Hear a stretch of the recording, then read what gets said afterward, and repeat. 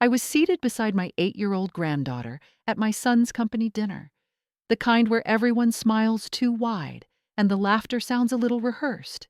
She squeezed my hand and whispered, "Grandma, do not look under the table." My heart stumbled. Of course I looked. That is when the night split open, and I realized someone wanted a child to leave in an ambulance. If you clicked because of that title, you were right to be curious. What on earth could be hiding beneath a linen tablecloth in a ballroom filled with polished executives, careful spouses, and a chief executive who loved speeches more than dessert?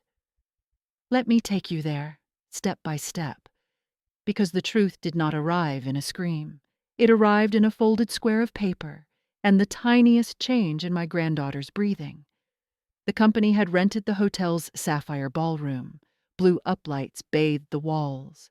Vases of white lilies stood like quiet guards between silver place settings. Waiters drifted past with trays of shrimp canapes and tiny steaks on skewers.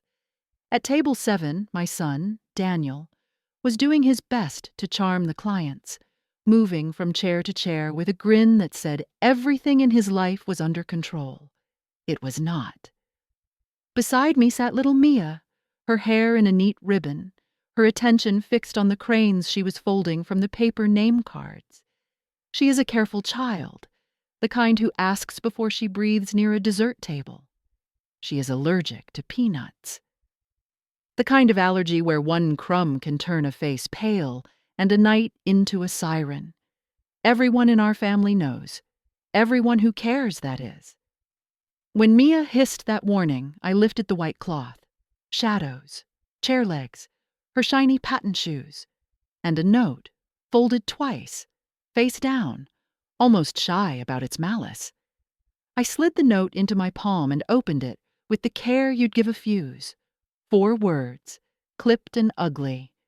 Table 7, peanut glaze. And beneath it, in smaller, hurried handwriting, another line, for the child's plate. It was like the air thinned all at once. My chest grew heavy. Mia's little fingers dug into mine as though she sensed the poison in those words without reading them. Her eyes widened, her lips pressed tight, and on the table in front of her, the paper crane she'd been folding collapsed into a broken wing. I slipped the note beneath my napkin, my heart pounding like a drum no one else could hear. Leaning close, I whispered, "Drink some water." Small sips. She obeyed, hands trembling so much the glass rattled softly against her teeth. And yet, the room went on oblivious. Laughter swelled around us like a staged performance. Crystal glasses chimed. A waiter glided past with trays of shrimp skewers and golden dumplings, placing them gently on each table.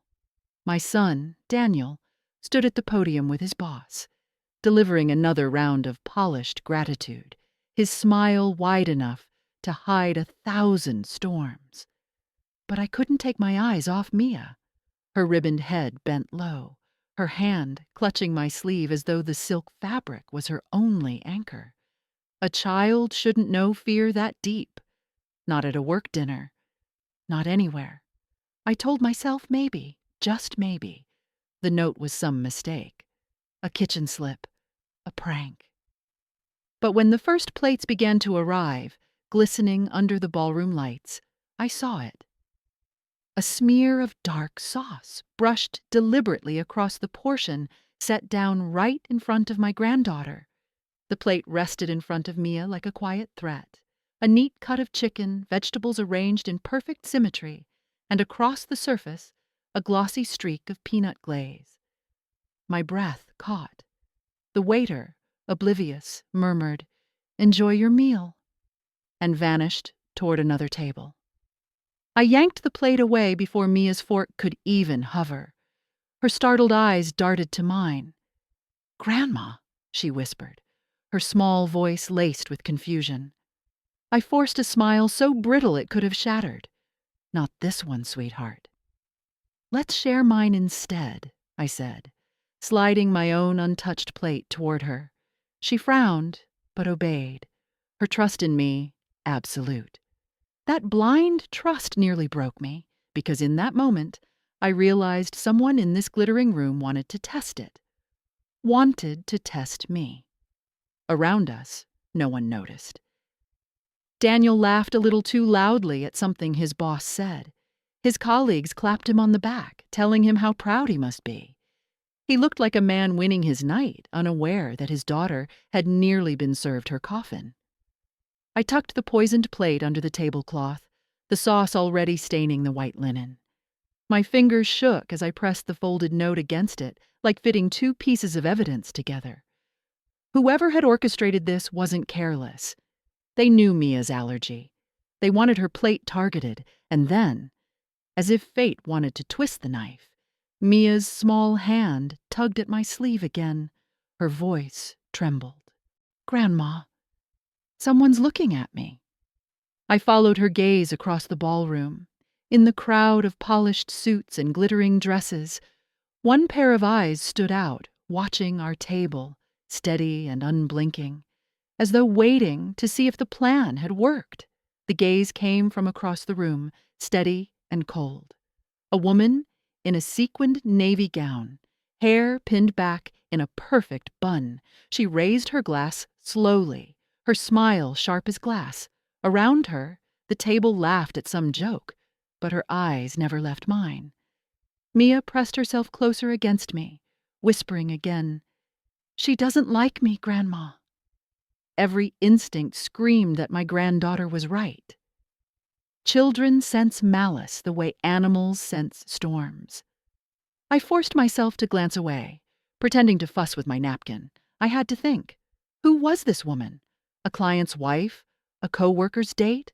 Or something more sinister? Daniel, oblivious, finally caught my eye from the podium. He smiled, lifted his glass, and mouthed, "You okay?" I raised a hand in reassurance, swallowing the storm inside me. If I told him now, in front of his boss and the entire staff, it would explode his career on the very night he'd been waiting years for. But my granddaughter's life meant more than his promotion. I leaned down, whispering into Mia's hair, "Stay close to me. Don't eat or drink anything unless I give it to you." She nodded, her tiny fingers curling around the fabric of my sleeve. The waiter returned to refill glasses. I caught his wrist before he could pour juice into Mia's cup. "We'll manage, thank you," I said quickly. His brow furrowed, but he moved on without protest. Under the table, my fingers pressed against the hidden plate, against the damning note. The weight of them felt unbearable. Evidence, proof. But proof of what? And against whom? The woman in navy had turned her head now, laughing with her table mates, as if she hadn't been staring at all. But when her laughter ended, I saw her eyes flick back, just for a second, calculating, measuring, waiting. I knew I couldn't sit frozen. Every second that passed gave whoever had written that note a chance to strike again. I had to find out who was behind it before another plate came out of the kitchen. I pushed back my chair, smiling politely at the couple beside me. "Excuse me, just stretching my legs," I murmured, though my knees felt like stone. I slipped into the flow of waiters near the bar, my eyes scanning for the young man who had delivered our food. He was easy to spot, barely more than 20, his bow tie crooked, his hands moving too fast as he stacked empty plates. I approached him, lowering my voice so only he could hear. "You served table 7, yes?" He blinked, startled. Yes, ma'am." Was something wrong with the dish? I slid the folded note from beneath my napkin and placed it into his palm. His eyes widened, color draining from his face. Who gave you this?" I pressed. His lips trembled. He glanced toward the kitchen doors as if the shadows themselves might punish him. "A lady handed it to me. Said it was a special request from the family. I just followed orders." My pulse hammered. "What lady?" He swallowed hard. "Dark hair. Blue dress. She was standing by the dessert table earlier. Looked like she belonged here, so I didn't question it. The description struck me like a blow. The same woman whose stare had pinned Mia minutes earlier. I clenched the note in my fist. Around us, glasses clinked and laughter swelled, but all I could hear was the pounding of my heart and the faint rustle of Mia's ribbon as she shifted nervously in her chair across the room. Someone here wanted my granddaughter gone. And now I had a face. I returned to the table, every step heavier than the last. Mia's eyes lit with relief the moment I sat back down, as though my presence alone held the shadows at bay. I smoothed her hair, forcing my hand to steady, though my pulse still thrashed like a trapped bird. Across the ballroom, the woman in the navy gown raised her glass again, toasting with the man beside her. She looked so composed, so perfectly at ease, as if she hadn't just ordered a child's execution through a folded scrap of paper. I needed to be sure. One accusation without proof could destroy Daniel's career, his reputation, everything he had worked for. But one hesitation could destroy Mia's life. I caught sight of Lucy, my adopted daughter, seated 2 tables away with her colleagues. She was always quick to sense trouble, always protective of Mia. Her eyes met mine, and for a fleeting second she frowned, reading the storm on my face. I tilted my head slightly toward the woman in navy. Lucy's gaze followed and hardened. Mia tugged on my sleeve. "Grandma," she whispered. "She's smiling at Daddy now." And indeed, she was. The woman leaned forward, her smile turned toward Daniel, laughter spilling out like silver bells. He laughed back, unsuspecting, raising his glass in polite acknowledgement. A chill went through me. Was this about Daniel? His promotion? His seat at the executive table? Would someone go so far as to endanger his child just to wound him? The jazz band swelled louder, masking the sound of my racing thoughts. I leaned closer to Mia and whispered, "Stay with Aunt Lucy after dessert. Don't move from her side no matter what." She nodded solemnly, her trust so absolute it cut me to the core. Then I stood, my hand tightening around the damning note in my pocket.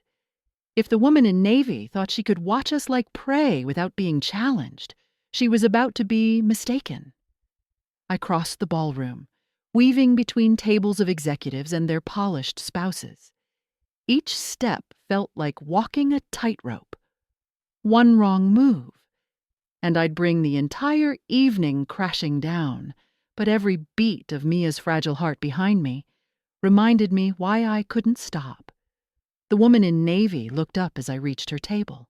Her smile was immediate, flawless, the kind you'd expect from a hostess greeting an honored guest. "Good evening," she said lightly, as if we were strangers meeting for the first time. But her eyes betrayed her. Cold, measuring. "Enjoying the dinner?" she added, lifting her glass of wine. I placed the folded note gently on the tablecloth in front of her. The ink glistened faintly under the chandelier. Her hand paused midair. "Where did you get that?" Her tone was even, but her fingers tightened on the stem of the glass. "You tell me," I replied, my voice low but steady. "Because this was meant for my granddaughter's plate. And she doesn't survive peanuts." Her smile faltered, only for a fraction of a second, but it was enough. She set down her glass carefully, tilting her head with mock confusion. "I'm afraid you're mistaken." Anyone could have dropped that. "Perhaps a kitchen note? Perhaps you're misinterpreting?" My jaw clenched. "The waiter described you. Navy gown, dark hair. You handed him this." Gasps fluttered from a couple seated nearby, their curiosity snagged like fish on a line. The woman leaned back in her chair, voice silky but edged. "Careful, ma'am. Accusations without proof can be dangerous, especially in a room full of your son's colleagues." She thought fear would silence me. but fear had already brushed too close to Mia's lips in the form of that poisoned glaze. I leaned forward, my voice sharp enough to cut through the music. The only danger tonight, I said, was served on my granddaughter's plate. The music faltered, as though the band itself sensed the shift. Conversations at nearby tables thinned into silence. The folded note between us glowed like a blade under the chandelier. "Mother?" I turned. Daniel stood just a few feet away, his tie slightly loosened from the evening's speeches, his face flushed with wine and pride, but now confusion shadowed his smile. "What's going on here?" he asked, his gaze darting from me to the woman in navy. I held up the note. This was meant for Mia's plate. Peanut glaze. "You know what that would do to her?" Daniel blinked, stunned. "That's impossible." The woman in navy interrupted smoothly, her voice honeyed with mock concern. "Your mother seems confused. She confronted me with this scrap of paper, claiming I meant harm to your daughter." "It's absurd," Daniel frowned, his eyes narrowing. "Is that true, Mom? Did you accuse one of my colleague's guests?" His tone carried both disbelief and a plea. "Tell me you didn't." My hands shook, but my voice didn't. "I don't care who she is." That plate arrived in front of Mia with sauce that could have killed her, and the waiter says she handed him the order. A murmur rippled through the surrounding tables. Forks clinked down. Someone whispered, "Peanuts?" The little girl's allergic Daniel's face paled. His eyes shot toward our table where Mia sat, her ribbon bright in the candlelight, Lucy's arm wrapped tight around her shoulders. She looked so small, so breakable. The woman in navy leaned closer to him, her perfume sharp. "Daniel, surely you don't believe this? I'm being slandered in front of everyone.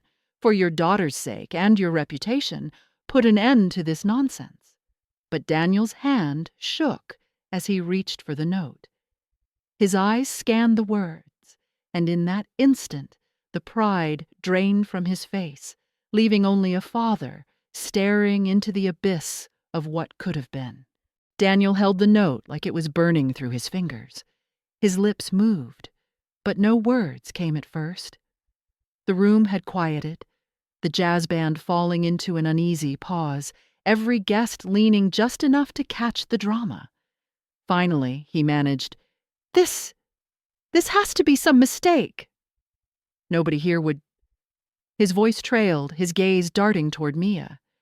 She sat stiff in Lucy's arms, wide-eyed, her small chest rising and falling in sharp bursts.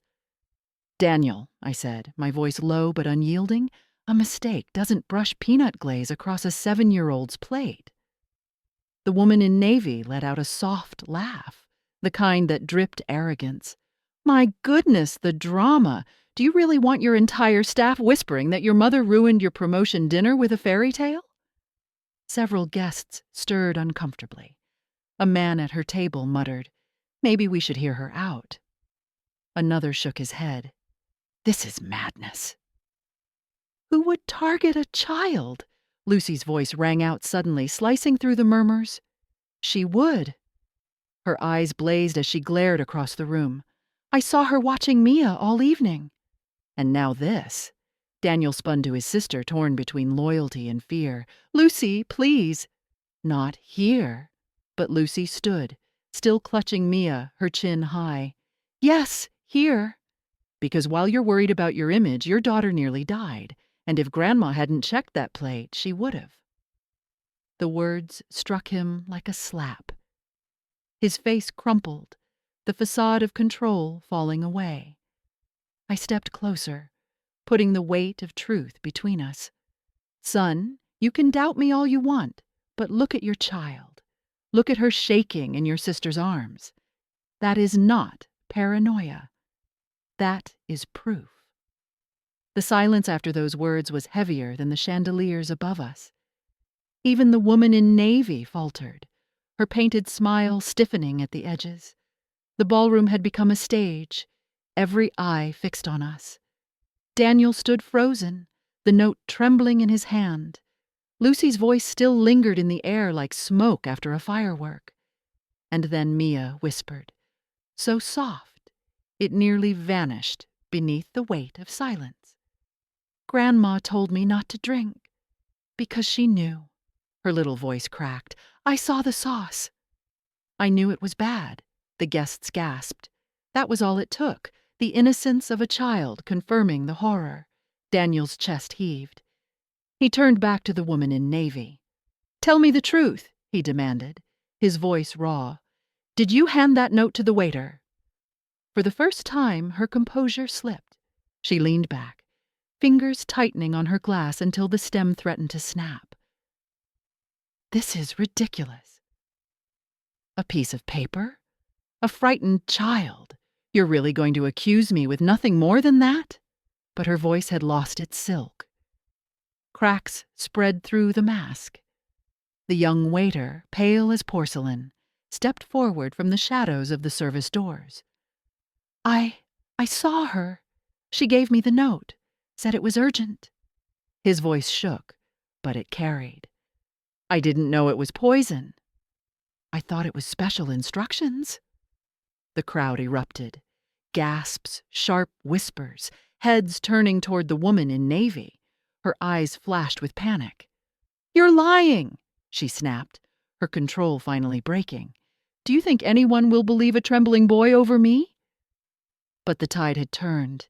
Even her own table mates leaned away from her now, their faces a mix of disgust and disbelief. Daniel's voice came again, low and trembling with rage. That was my daughter's life you played with. My daughter. The words thundered louder than any toast or speech had, all evening. And for the first time, the woman in navy faltered, her face paling, as though she finally realized there was no escape. The woman in navy pushed back her chair, the scrape loud enough to echo through the ballroom. Her chest rose and fell quickly, as though the chandelier light itself burned her. You don't understand, she hissed, her voice sharp now, stripped of all charm. None of you do. Do you think Daniel just earned that promotion? Do you think the rest of us don't bleed for scraps while he smiles his way to the top? A murmur rippled across the room. Some faces turned toward Daniel, startled, while others stared at her in horror. Daniel's jaw clenched. So you tried to punish me by killing my daughter? The woman's lips trembled. I didn't mean... She stopped herself, realizing the admission in her tone. Her eyes darted to the doors, calculating an escape. Lucy's voice rang out, cold as steel. Go on. Say it. Say you wanted her gone. The woman slammed her hand on the table. I wanted you shaken. I wanted you to lose for once, Daniel. All your smiles, your speeches, your perfect little family, while the rest of us drown. Do you know what it's like to be invisible? To work for years and never be noticed? Her voice cracked into a twisted mix of anger and despair. Daniel's face twisted with both fury and disbelief. So you chose my daughter. An innocent child. The woman's eyes flickered with something close to regret, but it was fleeting. She was the easiest way to make you fall. The room erupted. Gasps, mutters, a few people standing as though the very air had grown toxic. Someone shouted, Call security! Another muttered, Monstrous. Mia buried her face in Lucy's shoulder, trembling. I wrapped my arms around both of them, whispering, It's over, my love. She can't hurt you now.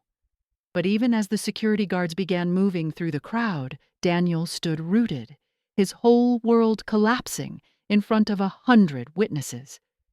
2 uniformed guards arrived at the woman's table, their presence slicing through the chaos like knives. Ma'am, you'll need to come with us, one said firmly. She recoiled, her sequined gown glittering under the lights, as though mocking her. No, you don't understand. I was only... But her excuses drowned beneath the storm of voices. Guests rose from their chairs, shaking their heads, some covering their mouths in shock, others glaring with fury. One woman spat, On a child's life? How could you? The guards flanked her, each taking an arm. Her glass fell, shattering against the marble floor as they pulled her toward the exit. She twisted once, her gaze latching onto Daniel, venomous even in defeat. You'll never be free of this. Everyone will remember Daniel's face hardened, but he said nothing. He didn't need to. The silence of the room was answer enough. As the doors closed behind her, a heavy quiet settled. Forks lay untouched. The band had gone still. The evening, planned as Daniel's victory, now felt like the aftermath of a battlefield. Mia peeked out from Lucy's arms, her little voice barely a whisper. "Grandma, is it really over?" I kissed her forehead, stroking her trembling hair. "Yes, my darling." "You're safe now." Daniel approached us slowly, his eyes red-rimmed, his hands shaking. He knelt before Mia, voice breaking. "I'm so sorry, sweetheart." "I should have protected you." Mia reached out, small fingers brushing his cheek. "I'm okay, Daddy." Grandma saved me. His gaze lifted to mine, heavy with shame and gratitude. For the first time in years, my son looked like a little boy again, lost and broken. I placed a hand on his shoulder. "What matters is, she's alive. We'll heal." Together, the ballroom never recovered its sparkle. Guests whispered in clusters, shaken by what they had seen, while waiters cleared away untouched plates. For me, though, the world had shrunk to a single circle, Daniel, Lucy, and Mia in my arms. Later that night, long after security had escorted the woman out and the event dissolved into chaos, we gathered in my living room. The sequins and champagne were behind us. Only silence and truth remained. Mia curled on the couch with her red blanket, her toy crane lying folded beside her. She was safe, breathing evenly now, but I couldn't stop staring at her. My reminder of how close we had come to losing everything. Daniel sat across from me, head in his hands. "Mom," he said finally, his voice raw, "I've been chasing recognition, trying to prove myself. Tonight I almost lost the only recognition that matters. My daughter calling me Dad." His shoulders shook. "I'll never forgive myself." I reached across, gripping his hand firmly. "Then forgive yourself by being the father she needs." "Forget the applause, Daniel. Your legacy sits right here, wrapped in a ribbon and trusting you with her whole heart, Lucy. Quiet until now, looked up. Her eyes were soft, but fierce. We'll protect her. Together. No one will ever get close enough to hurt her again." Mia stirred, whispering, "Aunt Lucy's right." "We're safe now." And with that, she drifted into sleep. Innocence reclaimed for one more night. I looked at my children, by blood and by choice, and felt a heavy truth settle inside me. Evil may plot in silence, but love defends louder. Tonight proved it. And now, to you listening to our story, if it moved you, please hit that like button, subscribe for more, and let me know in the comments where in the world you're hearing this. Your voices remind me that these stories travel further than fear ever could, because family is not always blood.